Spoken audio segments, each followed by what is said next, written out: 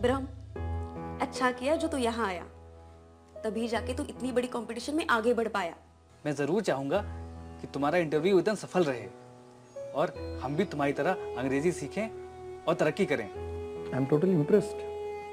Very good. आज मैंने वो पाया है जो मुझसे कोई नहीं छीन सकता।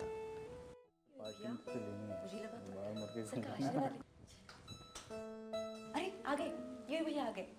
Surprise, congratulations and celebrations, congratulations and celebrations.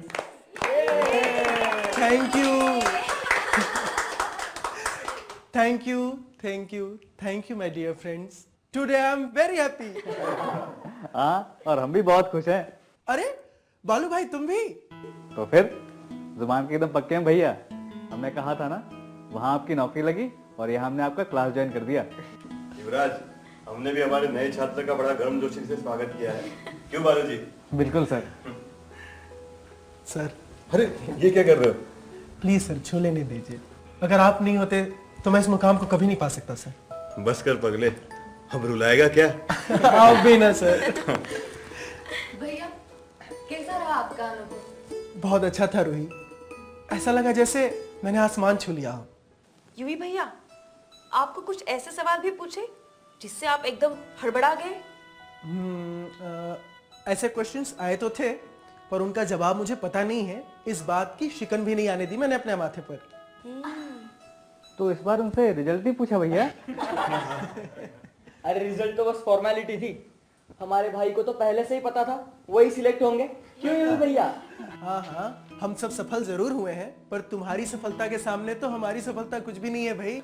अरे क्या भैया आप भी। क्या भैया आप भी क्या? हाँ, तुम तो बड़े छुपे रुस्तम निकले। तुमने तो हम सबको पीछे छोड़ के मैदान ही मार लिया। वही तो, इसके इस क्लास में आने की खबर मुझे तक पता नहीं थी, his one and only sister को भी। और सर, इससे तो मुझे कोई उम्मीद नहीं, लेकिन आपने भी मुझे बताया नहीं। अंजुना, ये ब्रह्मदत्त जब मेरे पास आया था ना, तो उन्हें सबसे पहले मुझसे एक ही प्रॉमिस लिया था कि उसके यहाँ आने की और पढ़ने की मैं किसी को खबर ना दूं। अब कोई ऐसा वचन ले तो उसे तोड़ तो नहीं सकते ना। अब मैं आगे क्या बोल सकती हूँ, और वैसे भी आपसे बातों में कौन जीत सका है, वहाँ मैं किस खेत की मूली। चलो अब जिसके लिए हम यहाँ पे आए हैं उसकी शुरुआत करें। चलो बातों में और वक्त जाया किए हुए let the party begin. Party? हाँ हाँ, अब तो हमारे पास 5-5 रीजन से पार्टी के। 4 तो मैं समझा, ये 5वां कौन सा है?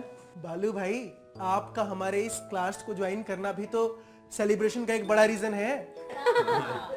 ये तो मैंने सोचा ही नहीं। हाँ वही तो, पहले सोचते तो आपका स्टेडियम के पास दुकान होता और वहाँ पे कई सारे देसी विदेशी लोग कई सारी चीजें खरीदने आते। रूही की बच्ची, देख रहा हूँ तुझे, जुबान एकदम कैंची की तरह चल रही है तेरी। सॉरी भैया, ठीक है। चलो अब पार्टी की शुरुआत करें। हाँ, चलो चलो। यूवी भैया लीजिए ना, आप भी लीजिए।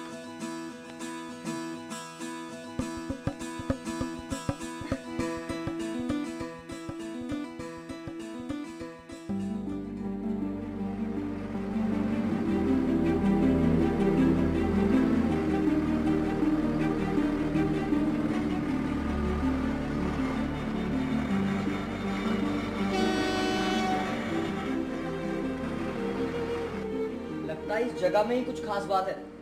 यहाँ आते ही लोगों का हौसला बढ़ जाता है।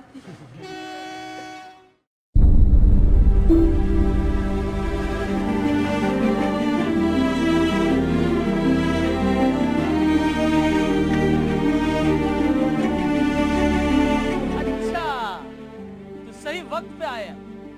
यहाँ तो महफिल सजी हुई है। अरे भोला भैया, आइए आइए, आप भी हमारी खुशियों में शामिल हो जाइए।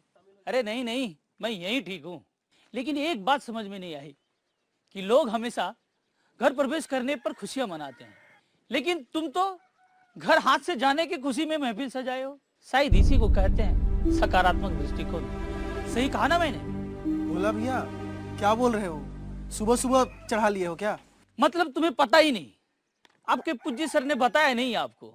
ओह बेचारा, बताते कैसे? वो तो अंदर से टूट गए होंगे, और जोड़ने के लिए ट्रेनिंग कहाँ से ले, उन्हें ये पता ही नहीं। अरे बोला भैया, कुछ साफ साफ बकोगे या यूं ही पहेलियां बुझाते रहोगे? अच्छा, तो बालू तू भी इधर ही है? क्या सीख रहा है? दुकान में सामान कैसे बेचती है, या गेहूं को अंग्रेजी में क्या बोलते हैं? अरे बांगरू, जी फॉर गेहूं, डी फॉर दाल होता है लल्लन। उसकी चिंता तू ना कर, क्या सीखना है क्या सिखाना है उसे मैं खुद समझ लूंगा। तू बस ये बता कि तेरी यहाँ आने की वजह क्या है। इसका मतलब ये है कि सर के पिताजी ने भोला भाई के पिताजी को ये जगह बेच दी थी। कोर्ट अगर कोई निर्णय ले और इस निर्णय पर स्टे लाए तो हमें थोड़ा और समय मिल जाता। पर ये घर छोड़ आपका गेस्ट हाउस बन ही नहीं सकता क्या? नहीं बना सकता, जमीन मेरी है, मैं जैसे इस्तेमाल